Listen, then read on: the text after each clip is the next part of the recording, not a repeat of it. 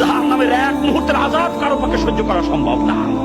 আমি পারবো না, কসম খোদা, কসম খোদা। ও জাহান্নাম থেকে বাঁচার জন্য খালি মুসলমান। আমার কোনো কিছুর অভাব ছিল না দুনিয়াতে। আমার বাপ কোটি কোটি টাকার মালিক, এদেশের অন্যতম বড় শিল্পপতি আমার বাপ।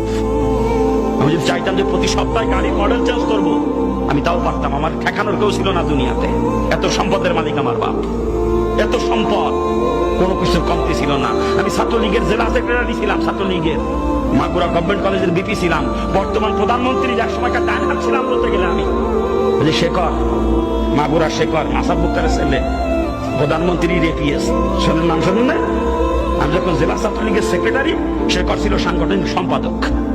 আজকে শেখর ওই পর্যায়ে গেছে, তাহলে আমি কোন জায়গা যেতাম? কোনো কিছুর অভাব ছিল না আমার বাজান দুনিয়াতে, কোনো কিছুর অভাব ছিল না।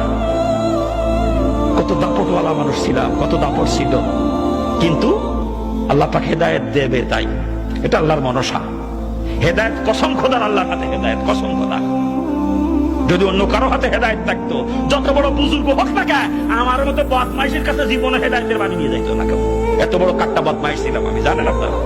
পিস্তল দুই পকেটে নিয়ে ঘুরতাম সবসময় আমি।